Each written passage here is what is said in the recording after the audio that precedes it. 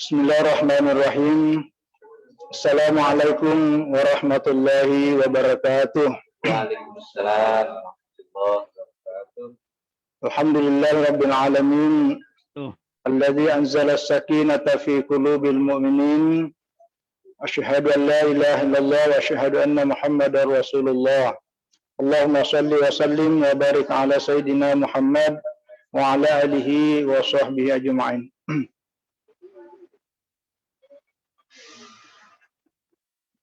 Suara.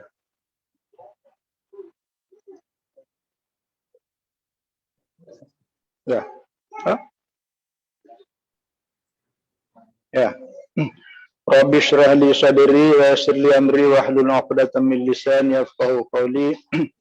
Subhanaka la ilma lana illa ma 'allamtana innaka antal alimul hakim. Allahumma iftah 'alaina futuhal 'arifina bi hikmatika. Allahumma 'allimna bima jahilna wa dzakkirna bima nasina warzuqna fahman sabita.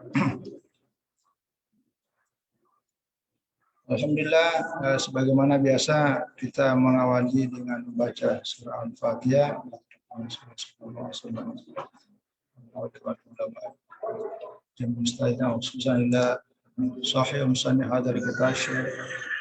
Muhammad Amin Al-Qudri Syai'ullahi Al-Fatihah.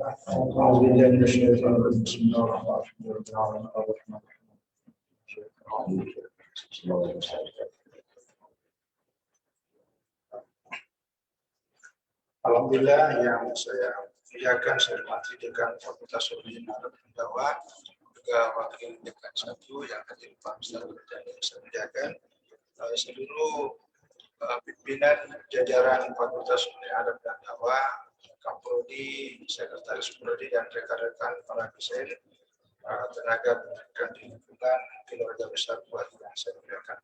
Alhamdulillah kita bersyukur kepada Allah Subhanahu wa taala. Hari ini tidak terasa sampai pada hari yang ke-11. Ya, jadi kegiatan ini pembacaan kajian kitab Tanwirul Qulub dimulai sejak awal Ramadan. Awalnya itu setiap hari, cuma terasa berat rupanya. Saya pun spontan, ini malam pertama saya dihubungi di bos saya, Pak Fauzi. Kitab apa dibaca ya? Saya teringat dulu kayak saya ini di kampung tahun 1984, saya udah baca kitab ini. Itu saya teringat malam itu kayak saya mimpi guru saya datang, akhirnya awalnya saya kayaknya harus menyambungkan wasilah di guru saya dan baca kitab. Nah, ketika ada tawaran Pak Dekan, ya kita ada berani nolak kalau tak mampu. Jadi supaya dua-duanya jalan, karena ini tiap Selasa dan Jumat, tiap Selasa Jumat. Jadi pas kebetulan Jumat, saya bisa hadir dalam silaturahmi ini, keluarga besar buat, kajiannya juga jalan. Jadi dua-duanya jalan. Alhamdulillah, saya hanya ingin menambahkan kembali, sebenarnya apa yang lalu ini sudah disinggung sedikit, tapi tidak apa-apa saya ulangi sekaligus saya menambahkan. Jadi wa'lam annal amala shalih lahu naf'un 'azimun fi islahil qalbi wa tanwirih. Ya, jadi ini kata Al-Musannif pengarang kitab ini. Oh ya, saya sedikit ingin mengulas sedikit ya. Jadi Tanwirul Qulub ini pengarangnya wafat tahun 1914.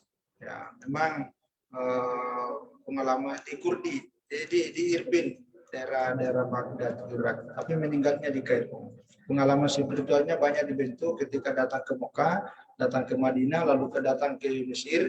Di Mesir beliau masuk di Al-Azhar dan beliau banyak belajar hadis, belajar fikih, akhirnya sampai pada tingkat tasawuf juga. Dan inilah yang kemudian terbentuk tarekat Naqsabandiyah. Jadi isinya tarekat Naqsabandi. Nah, itu ada dalam kitab ini. Itu luar biasa. Nah, kitab ini ada 3 bagian pokok. Bagian pertama itu adalah akidah yang mengacu kepada Ahlussunnah wal Jamaah.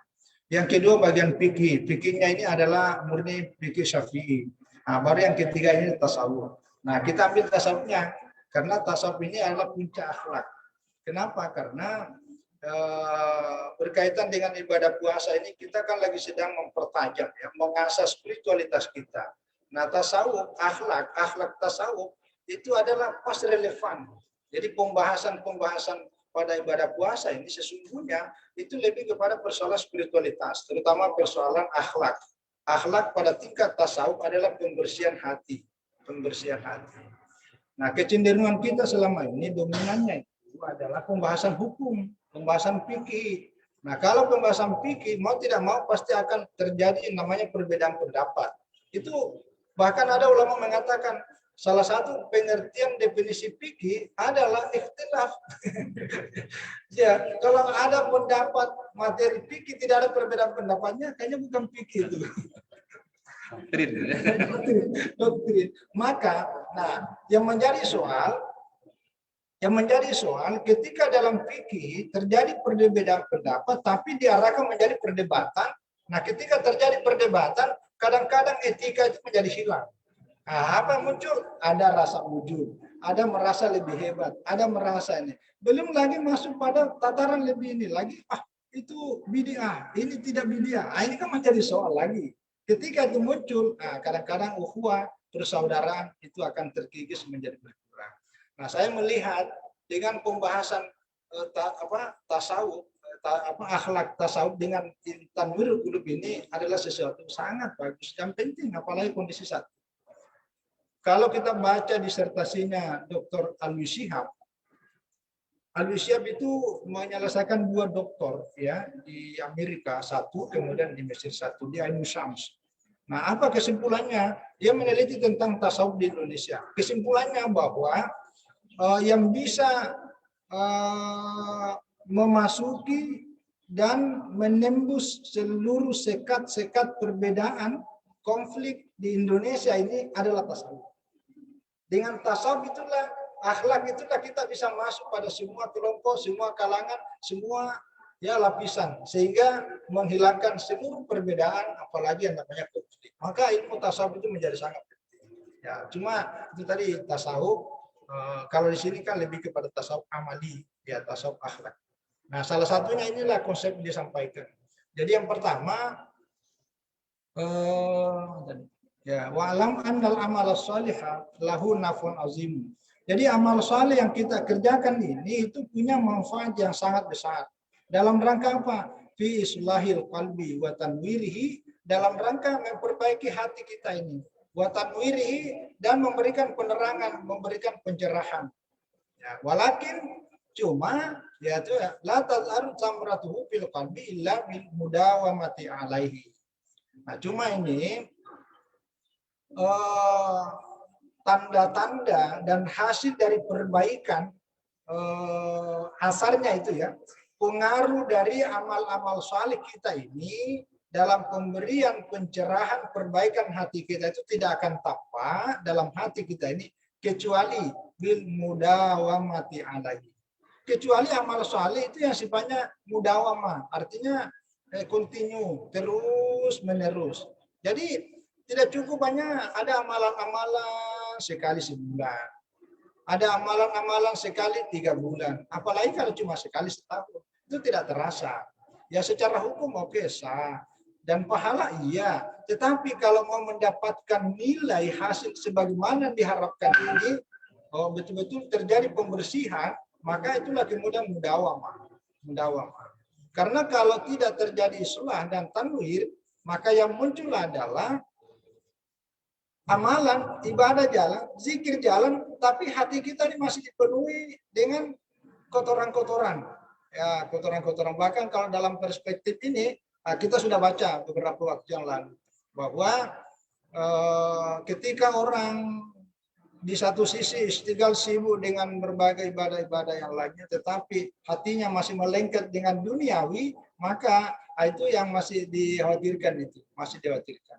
Karena suatu saat akan terjadi kecelakaan besar. Nah, inilah dalam perspektif tasawuf, ketika dunia ini sudah melengket dengan hati kita, itu bisa menjadi penghalang.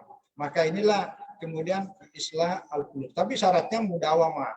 Ya, inilah yang dipakai hadisnya ini, ahabbul a'mali ilallahi adwamuha wa in qalla. Akhrajahu asy-Syafi'i.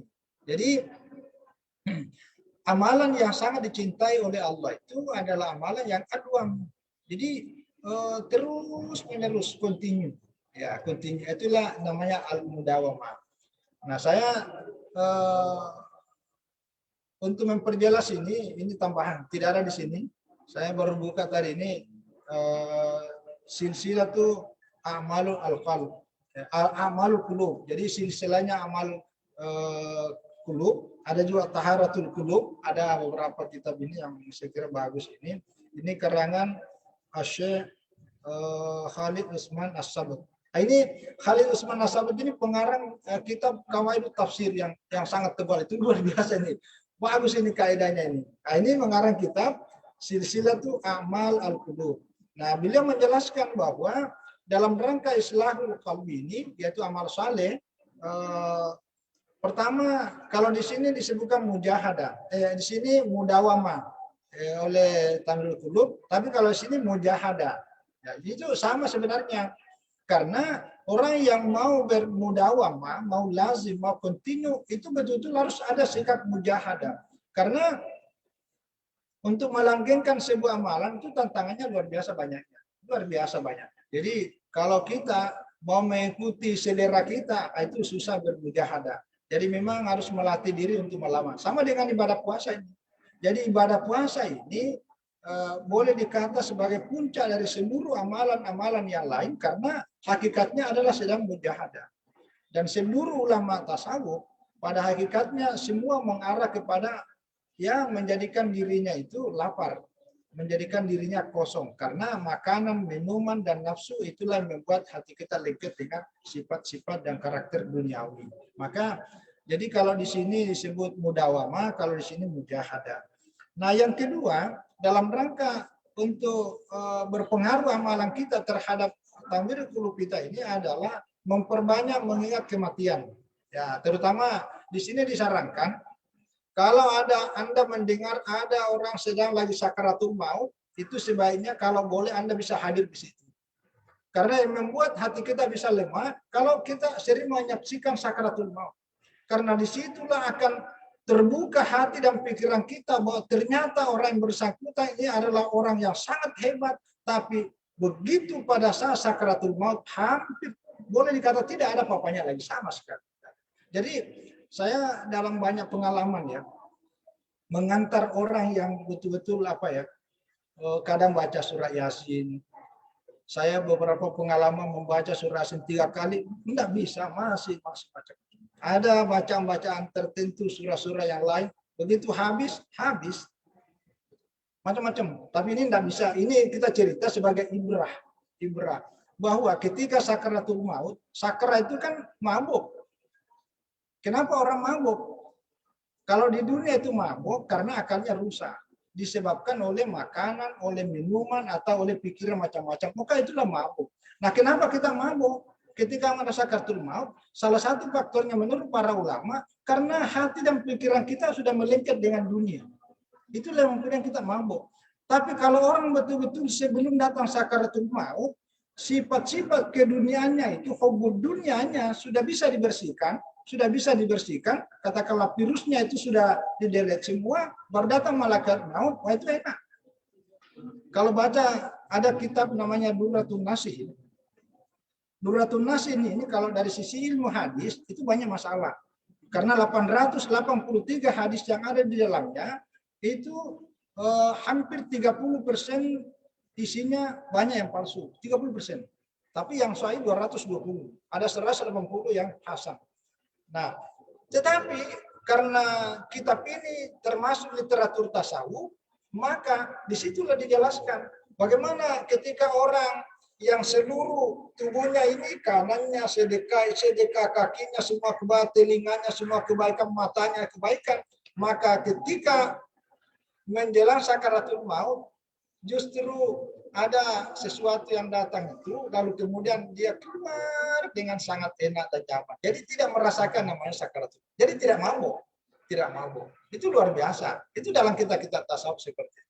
Nah, jadi salah satu untuk membuat hati kita lemah, bahkan bisa islah, diperbaiki itu, bahkan dicerahkan, itu biasakan ya. Kalau kalau sempat. Tapi ada juga orang tak terbiasa, justru dia hindari dan lari takut. Ya biasalah kadang setiap orang. Tapi itu perlu. Dulu sebelum saya kan termasuk orang yang sangat takut. Jadi kalau ada rumah di sini ada orang meninggal, 1 bulan saya tidak pernah lewat depan rumah yang sakit. Karena takut. Tapi begitu saya diajak Ustadz saya pergi memandikan jenazah, saya ikut memandikan jenazah. Semenjak setelah memandikan jenazah, rasa takut terhadap mayat itu sudah hilang. Jadi sekali-sekali ikut memandikan jenazah ya. Tapi jenazah laki-laki kalau gitu. Ya itu yang kedua. Nah yang ketiga ini adalah bergaul dengan orang-orang yang soleh. Jadi untuk memperbaiki kalbu ini, islahul qalbu wa tanwiru adalah ya bergaul. Ya kita ya kalau sering-sering beda rasanya Pak, beda. Kita dulu ini sebelum masuk dunia akademik ya mulai kita kecil besar sama-sama dengan kiai di pondok itu ada rasanya. Karena siang malam kita salam sama kiai. Dia zikir, dia ngaji, dia sholawat istiqomah. Tapi begitu kita masuk dunia kampus, sudah ketemu dengan kebebasan berpikir, ketemu dengan cewek-cewek, ketemu dengan berbagai macam. Itu hawa panas itu mulai, hawa panas. Maka dulu ada 2 tempat saya untuk ngimbangi itu. Nomor 1, saya gabung jamaah tabligh. Jadi saya gabung jamaah tabligh. Itu untuk ngimbangi. Karena kalau sudah masuk jamaah tabligh, saya ada satu masjid besar di Makassar itu. Setiap malam Jumat saya ke situ. Karena kalau malam Jumat itu semua jamaah itu kumpul di situ. Dan itu pembicaranya tidak ada dunia. Semua taqarrub ilallah. Nah, itu ada yang kembali. Yang kedua ada bukunya Ghazali, nama judulnya Al-Mizan. Buku Al-Ghazali itu judul Al-Mizan. Itu saya sering baca itu. Membuat hati kita, waduh, luluh lantah kembali. Nah, itu. Jadi dunia ini selalu perlu penyimbangan ya. Perlu penyimbangan supaya hati kita terlalu liar. Nah, itu sekali-sekali baca kitab-kitab kayak begini. Nah, jadi kalau kita tidak bisa, paling tidak bergaulah kepada orang yang punya orang saleh itu, insya Allah kita akan. Yang keempat adalah yang merenungi agungan Allah. Jadi ketika terjadi musibah, ketika terjadi sesuatu yang luar biasa, maka di situ juga bisa menjadikan hati kita ini. Karena dengan berpikir, wah tidak mungkin bisa terjadi ini kalau bukan karena kehendak Allah. Nah, sehingga muncullah la haula wala quwata illa billah. Kita manusia ini tidak punya daya. Kita manusia ini tidak punya apa-apa sama sekali kecuali hanya pertolongan Allah. Inilah membuat bisa hati kita itu. Nah, yang kelima adalah ya sama persis ini, yaitu dengan amal-amal saleh. Amal-amal saleh lah yang kemudian bisa menambahnya. Dan yang keenam adalah ya ini sebenarnya hampir sama sih. Ya, hati itu selalu difungsikan semestinya. Nah, yang terakhir ini adalah berzikir dan baca Al-Quran. Nah, inilah bulan Ramadan. Jadi, karena bulan Ramadan antara zikir, doa, Quran itu satu paket. Tarawih, witir, Quran, zikir, doa, kemudian zakat, infak, sedekah, wakaf itu satu paket semua itu. Nah, jadi jangan sampai cuma puasa. Tapi ada yang hebat. Berani puasa tapi belum bisa sholat. Ada yang nanya sama Ustaz, saya ini puasa tapi belum bisa sholat. Lalu gimana jawabnya ya? Bisa puasa itu menahan lapar, tapi saya bilang kan sholat cuma 5 menit, bahkan tidak sampai 5 menit. Aja apa hati aja ruku, udah nggak usah malu-malu. Itulah hati saya belum bisa. Waduh, berat juga ini kalau mana mulainya nih? itu berat. Ya, jadi memang ya kita ini kan tidak kuasa ya. Jadi itu sudah masuk pada kewenangan Allah. Jadi kita tidak punya daya untuk memberikan penyadaran kepada orang seperti itu. Ya kita kembalikan kepada Allah. Ya, dalam Al-Quran itu innaka la tahdi man ahbabta walakin Allah yahdi man yasha. Jadi Nabi Muhammad ditegur oleh Allah dengan kalimat innaka, sesungguhnya kau Muhammad tidak bisa memberikan hidayah kepada siapa yang kamu cintai. Walakin Allah yahdi man yasha, akan tapi Allah lah yang bisa membuka pintu hati seseorang untuk mau menerima kebaikan, untuk mau bertobat, untuk mau istighfar. Jadi ya, tapi kita manusia ini adalah perantara sebagai wasilah. Mudah-mudahan dengan ikhtiar kita, sama dengan kita penceramahnya, kita tidak boleh paksakan orang. Ya kita hanya menyampaikan dia sadar apa enggak itu urusan. Yang jelas kita pakai mandalla ala khairin falahu mislu ajri fa'il. Ketika kita menunjukkan kepada seseorang ini loh pahalanya, inilah dampaknya, itu kita mendapatkan pahala sama dengan pahala ketika dia bisa melakukan apa yang kita sampaikan. Itu luar biasa. Jadi saya kira itu tambahannya. Sekali lagi kuncinya di sini paling tidak berawal dari al-mudawamah. Nah, yang kedua inilah sambungannya yang kemarin. Maju. Bawah. Ya. Nah, ini sambungannya. Wa'lam anna darar dzunubi fil qalbi qadar risami fil abdani ala ikhtilafi darajatnya fid darar. Nah, jadi sebaliknya dosa, ya, kemaksiatan yang kita lakukan itu akan memberikan dampak buruk, ya, memberikan bahaya, darar kepada hati. Ya, sebagaimana dararnya racun. Jadi sebagaimana bahayanya racun terhadap tubuh kita ini. Ala ikhtilafi darajat darat. Nah, jadi sesuai dengan macam-macam tingkat bahayanya. Nah, jadi sebaliknya tadi ini, kalau amalan kebaikan yang kita lakukan itu akan memberikan semacam gizi, ya, semacam penyuburan, pencerahan, perbaikan terhadap hati. Tapi sebaliknya, ketika kita melakukan dosa, maka itu akan memberikan bahaya terhadap hati kita ini. Itu terhadap hati kita ini sebagaimana bahayanya racun terhadap tubuh kita. Jadi boleh dikata semua ulama sufi dalam kitab-kitabnya itu selalu ini temanya, bahwa dosa itu adalah racun, bahwa dosa itu adalah musibah, Kenapa? Karena inilah yang bisa merusak. Dan bukan hanya hati dirusak, tapi dunia akhirat, ya, semuanya. Jadi tergantung nanti, misalnya kalau dosanya besar, itu tingkatan kerusakannya tentu lebih besar. Kalau kecil ya kecil. Tapi yang jelas sekecil apapun dosa yang dilakukan itu akan pasti akan merusak, ya, memberikan bahaya. Nah, ini sama hadisnya. Ini tidak ada hadisnya di sini. Saya kutip. Nah, ini dalam kitab At-Tirmidzi. Ya. Jadi dalam kitab Tirmidzi itu innal mu'mina idza adnaba kanat nuqtatun sauda fi qalbihi. Nah, jadi setiap ada dosa yang kita lakukan itu langsung ada semacam titik, ya, yang melengket di hati kita. Fa in taba, ketika dia tobat itu, ya, dia menuju kepada Allah, wa nasa'a wastaghfara sukila qalbuhu, ya. Maka ketika kita istighfar lalu kemudian tobat, maka itulah kemudian titik-titik itu kemudian dibersihkan. Jadi makanya istighfar yang kita baca itu minimal paling tidak setiap kita sholat 3 kali, ya. 3 kali. Nah, minimal lah. Tapi kalau 3 kali, 5 kali sehari semalam kan 3 kali 15. Ya. Tapi kalau bisa sih, ya, di luar daripada itu paling banyak, karena itu akan membuat setiap ada kekeliruan itu malaikat itu langsung hati kita dibersihkan dengan zikir itu. Fa'in zada, ketika bertambah itu, maka zadat, maka bertambah juga titik-titik hitam itu. Nah, fadzalika ar-ran alladzi dzakarahullahu fi kitabi kalla bal rana ala qulubihim ma kanu yaksubun. Nah, jadi inilah yang dimaksud dengan rana. Ya, rana ini dalam bahasa kita sekarang sudah menjadi bahasa Indonesia itu rona. Rona itu artinya kotoran.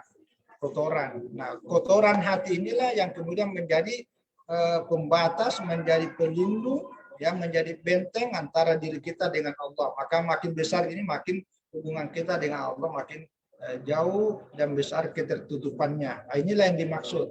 Nah, sama dengan ini tadi ini, sama dengan ini. Jadi sekali lagi, bahkan ada kalimatnya ini, ya, walaysa fid dunya wal akhirati syarrun wadaun illa sababu az-dzunub wal ma'asi. Jadi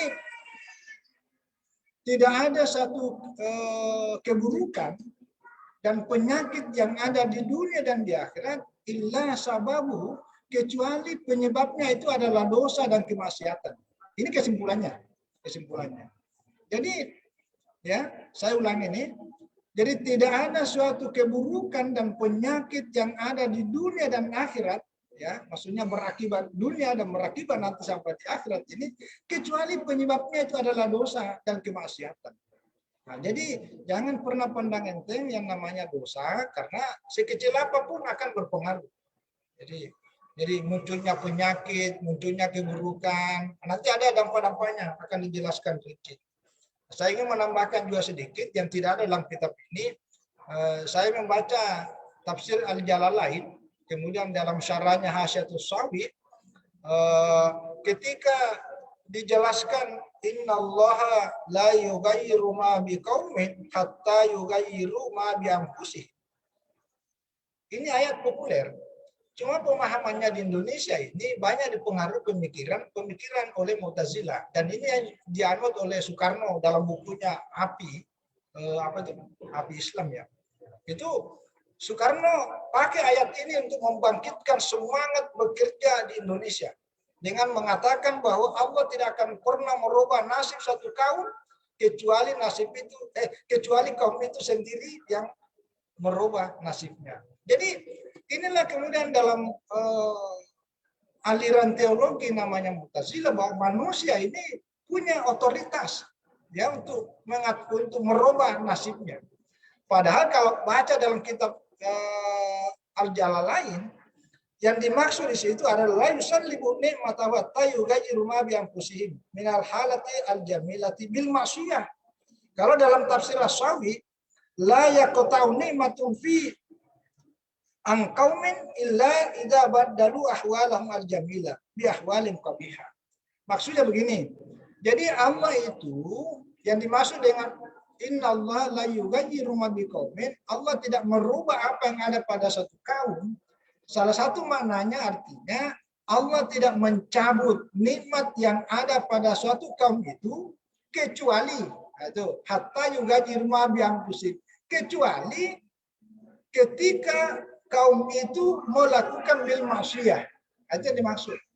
Nah, ini kaitannya bahwa dosa yang kita lakukan, yang dilakukan oleh manusia ini, itu sebuah kejahatan dan penyakit yang ada di dunia dan di akhirat. Jadi ada pengaruhnya, Jadi termasuk nikmat-nikmat itu, ya, nikmat-nikmat.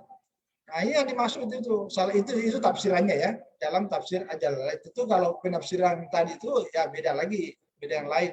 Ya, cuma inilah dalam teologi Asy'ari ya seperti itu, Allah tidak mencabut nikmat yang ada pada satu kaum ya sampai ya kaum itu sendiri yang merubah sifat dalam dirinya yang tadinya jamilah, sifat bagus, lalu dengan melakukan akhlak-akhlak yang buruk, maka nikmat itu kemudian dicabut. Maka itulah berubah nasibnya. Itu yang dimaksud. Ya. Sama dengan ini, kalau dalam kehidupan real, ada dua orang, mulai dari SD, SMP, SMA, sampai sarjana, sama-sama ranking, sama-sama dapat beasiswa, sama-sama dapat istri yang baik, yang cantik, sama-sama dapat rumah yang mewah. Bertetangga lagi. Tapi apa yang terjadi 10 tahun, 20 tahun kemudian? Yang satunya biasa-biasa, dia menikmati rezeki itu dengan biasa, tetap taat beribadah, tapi yang satunya ini sudah mulai melenceng. Ya, apa yang terjadi? Ya, sudah pergaulannya sudah bukan lagi. Yang biasanya ini kan pergaulannya kaum musalla. Jadi orang-orang yang hidup di musalla itu remaja masjid lah itu ya. Misalnya, ini udah mulai melenceng kemana-mana. Apa yang terjadi? Satu, dia terjerat narkoba. Belum lagi masuk pada dia tertipu. Akhirnya seluruh asetnya, aset yang ada selama ini akhirnya bangkrut.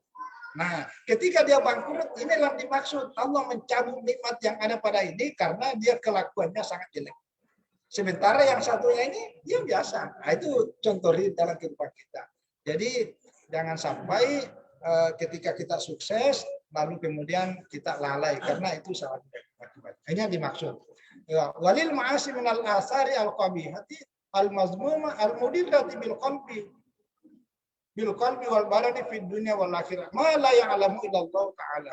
Jadi kemaksiatan dilakukan oleh manusia itu mempunyai banyak ya, banyak pengaruh-pengaruh buruk ya, pengaruh-pengaruh jelek, pengaruh-pengaruh tercela, al-mudirrah, bahkan bisa merusak ya, merusak hati termasuk badan di dunia dan di akhirat. Mala ya'lamu illallah, dan tidak ada yang tahu kecuali Allah. Jadi kalau badan ini maksudnya masuk kategori ya, termasuk kalau badan rusak kan maksudnya sakit, penyakit. Jadi sakit itu, mohon maaf ya, kalau sekarang ini kan masih virus ya, corona ini antara percaya dan tidak mau dipercaya, iya, mau tidak dipercaya juga ada, jadi iya dan tidak dan iya, itu ada. Antara ada dan tiada. Ya, kita mau bilang tidak percaya ada, bilang percaya juga kayak tidak ada. Jadi, tapi intinya kita berpegang teguh pada agama, lalu kemudian kita ikuti protokol kesehatan, tapi ya tetap juga keyakinan kita kuat, insya Allah. Tapi kalau ada banyak banyak dosa, itu juga bisa berakibat kepada itu, karena memberikan peluang dan pintu terjadinya berbagai penyakit. Ya, salah satunya itu adalah pikiran yang tidak tenang, pikiran yang tidak tenang, yang kemudian terlalu banyak menduga-duga orang, terlalu banyak pikiran negatif kepada orang, akhirnya apa yang terjadi? Itu lari kepada pikirannya sendiri, dan pada akhirnya itu jadi penyakit. Itu jadi penyakit. Coba kalau baca tafsir, fi qulubihim maradun fasadahumullahu marad. Salah satu tafsirnya yang dimaksud fi qulubihim marad itu adalah syak, keraguan-raguan, yang walaupun nanti para ulama mengatakan itu adalah kemunafikan. Tapi keraguan-raguan itu kan menunjukkan hatinya tidak konsisten. Tidak konsisten pada agama Allah. Nah, itu dampaknya. Maka inilah yang dimaksud. Nah, diantaranya ini, ingatkan ya. Halo? Ini bos kita ini. Soalnya kalau tidak diingatkan ini, namanya penceramah, biasa bicara banyak. Jadi lupa. Nah, dampak buruknya yang dirinci oleh Syekh Muhammad Amin Al-Qudi di sini, paminha, nah ini diantaranya ini dampak buruknya itu minal asari al-qabiyati al-bazmati al-mudirah bil qalbi wal badan fi dunya wal akhirah wa la alhamdulillah. Paminha hirmanul ilmi nafi'. Ya. Jadi menghalangi adanya ilmu yang bermanfaat dalam diri kita. Nah, itu menjadi penghalang. Ya, li'annal ilma nurun yaknibu Allah fil qalbi wal ma'siyatu tutubiu dzalika nura ikana. Nah, jadi jangan heran ya, kalau pelaku banyak dosa secara kuantitas ilmunya sangat banyak dan hampir seluruh bidang dia kuasai, hampir seluruh literatur dia kuasai, tetapi kemanfaatan dan keberkahannya itu bisa jadi ada yang hilang. Itu yang dimaksud. Jadi ilmu itu sebenarnya bukan persoalan banyak dan sedikitnya, tapi lebih kepada kemanfaatan. Makanya itulah kita Allahumma inni as'aluka ilman nafi'a. Ya Allah, anugerahilah kami, limpahkanlah kepada kami ilmu yang bermanfaat. Bukan ilmu yang katsira, ilmu yang banyak. Karena kalau ilmu yang banyak lalu kemudian tidak memberi manfaat, tapi justru memberikan mudarat, maka itu yang lahir namanya mudillun. Jadi kalau baca tafsirnya antara Maghdubi dengan Dallin, ya, salah satu tafsirnya namanya Dallin adalah, Dallin itu kan dari kata dalla. Dalla itu artinya orang yang tidak tahu alamat. Itu namanya dalla. Tanya, mau kemana? Mau ke Jaien? Tahu nggak lamanya? Enggak. Nah, pasti akan bingung itu. Dia bingung. Dia tidak akan ketemu. Itu namanya dalla. Jadi tidak tahu alamat ada di mana. Maka yang dimaksud dengan dalil itu adalah orang yang banyak ilmunya, tapi ilmu itu tidak mampu mengantarkan dirinya untuk menuju kepada kebenaran. Itu namanya dalil. Maka kalau baca hadisnya, apa yang dimaksud dengan dalil? An-Nasrani. Apa yang dimaksud Maghdubi? Maghdubi itu adalah Yahud. Itu dalam hadis riwayat Tirmidzi. Kenapa Yahudi disebutkan oleh Rasulullah. Kenapa Yahudi disebutkan oleh Rasulullah sebagai maghdub? Maghdub itu kan artinya murka. Murka.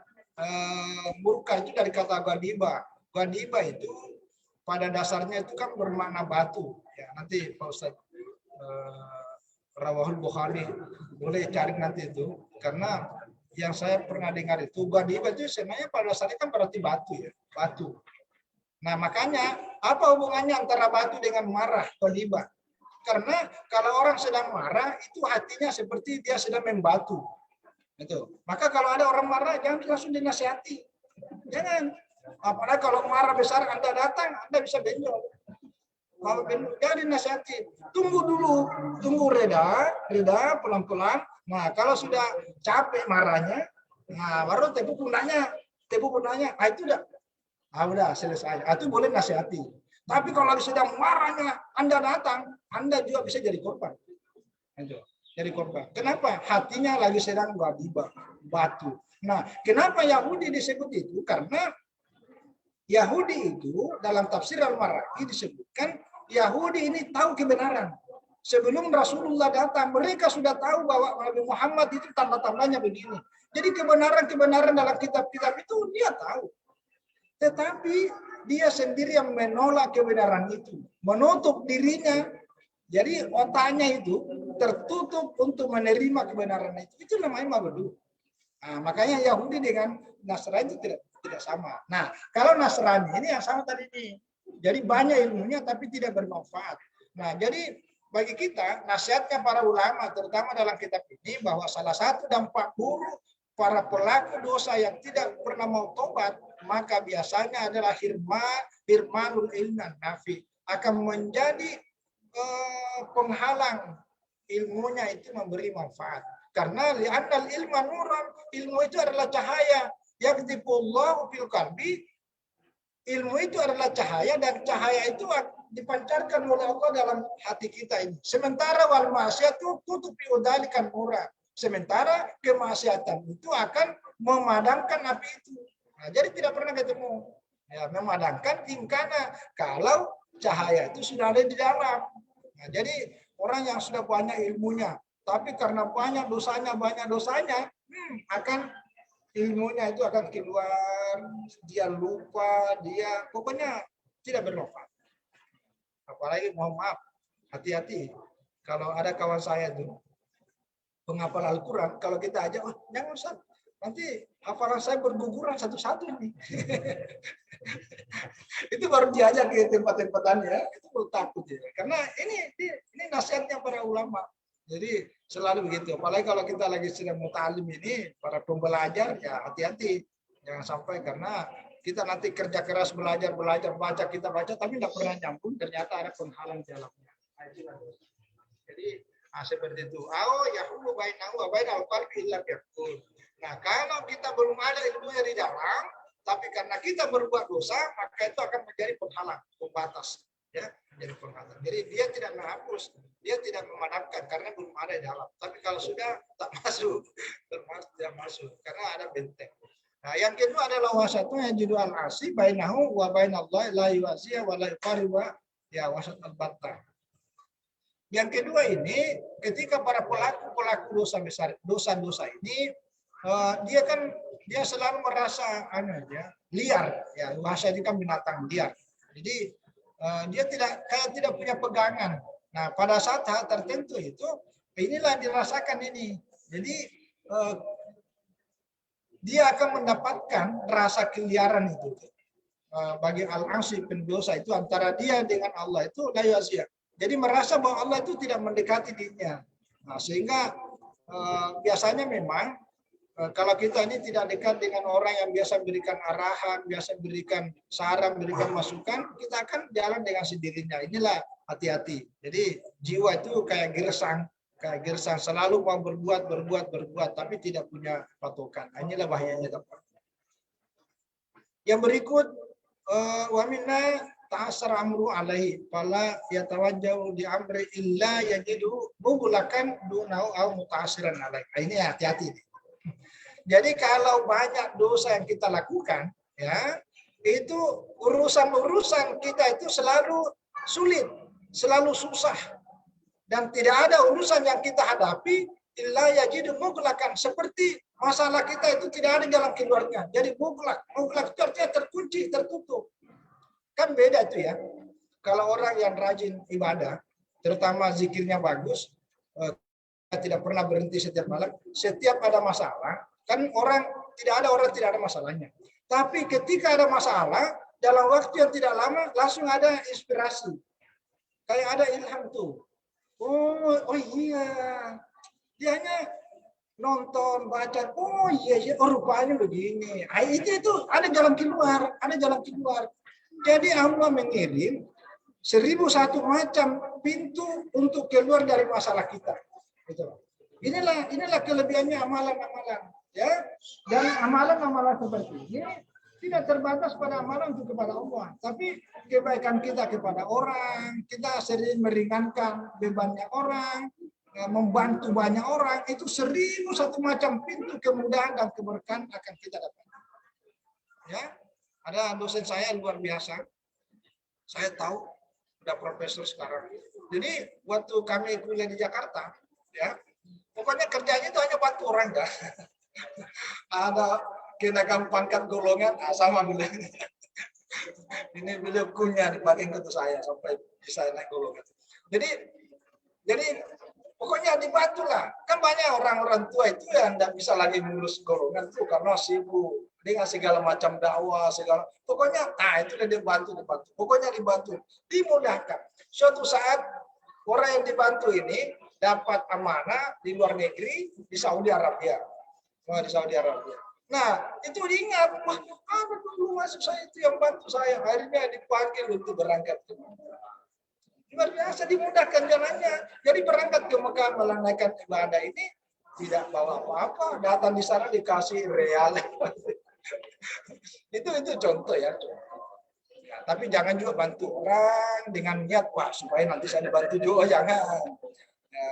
Jangan. Jadi 1001 macam ini yang dimaksud, ya. Jadi sebaliknya ketika kita banyak dosa, banyak menyusahkan orang, sakiti orang, baik dengan tutur kata, perbuatan dan sebagainya, maka masalah yang kita hadapi selalu ada susah. Walaupun sedikit tapi buntu pikiran, ya. Masalahnya sedikit tapi pikiran kita buntu. Wah, belum lagi istri, waduh, masalah sedikit jadi besar. Belum lagi masalah sedikit anak juga masalah, itu istighfar ya. Jadi itu salah satu nasihat. Itu dampaknya. Yang berikutnya adalah wa minna zulmatun yajidu fi qalbi yahsubiha kama yasu bi zulmatil lail bahir. Udah kan? Ingatkan ya. Ya. Berapa menit lagi? Oh masih ya. Jangan di setel HP-nya ya, jangan sampai kita udah dulu buka pada belum. Nah, jadi yang berikut itu selalu ada kegelapan. Jadi dia akan merasa hidupnya selalu gelap. Zulmatun yajidu fi qalbihi, ya. Jadi dia akan merasakan kegelapan dalam hatinya itu sebagaimana dia merasakan gelap gulitanya malam. Ya, hati kan seperti itu.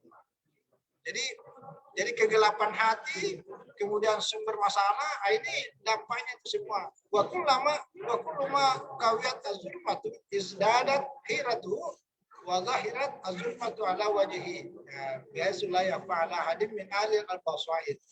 Jadi setiap kali dia melakukan dosa itu, maka setiap kali dia bertambah kegelapan dan dia semakin dia bingung, ya, bingung. Bahkan sebenarnya para pelaku dosa itu dari kalangan ulama sufi itu akan terpancar kelihatan di wajahnya itu. Jadi dia kata tukul itu namanya madesu, ya, masa depan suram.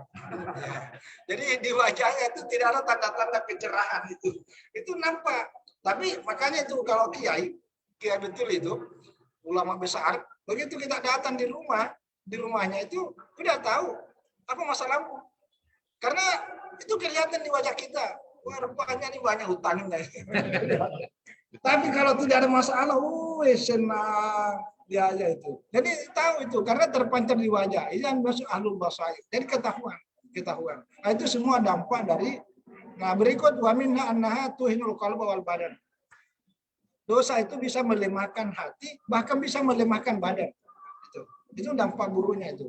Jadi dampak wa minna hirmanu ta'ah wa barakatul umur. Jadi bisa juga menjadi penghalang ketaatan. Jadi kalau ada orang semakin banyak dosa dia lakukan, itu langkahnya untuk melakukan kebaikan sangat berat. Sangat berat. Mau membantu orang berpikir 1000 kali. Itu karena berat sekali. Mau berbuat kebaikan beratnya bukan main. Itu hirmanu ta'ah. Bahkan keberkahan umurnya itu bisa terhapus. Ini bahayanya nih, bahayanya.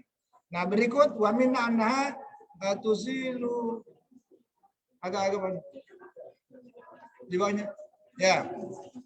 Ya. Wa minha annal ma'siyata turisu adillata wa tufsidu al-aqla fa innahu nurun wal ma'siyatu tutfihu.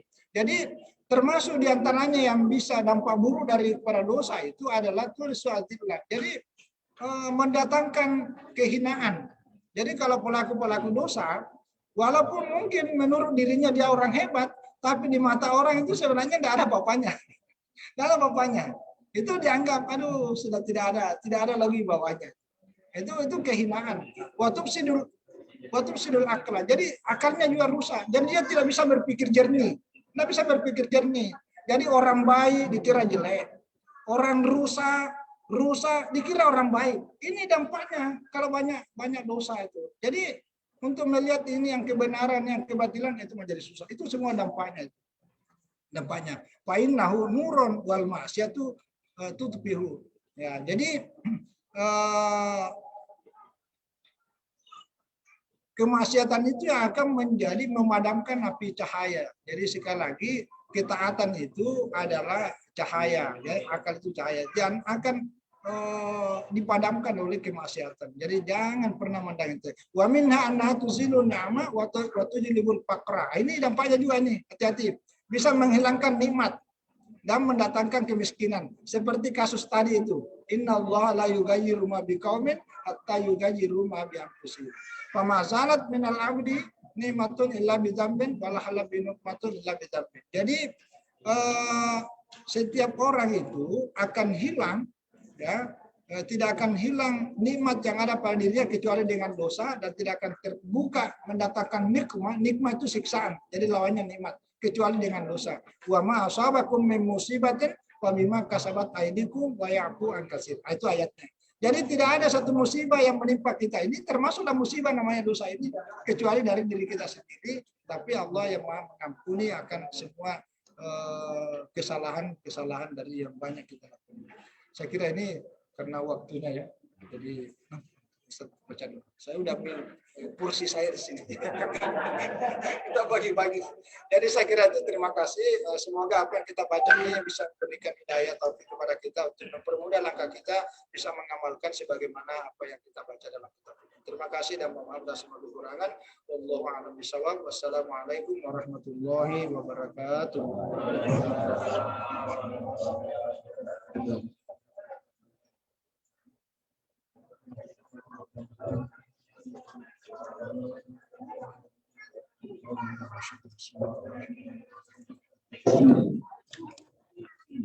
you.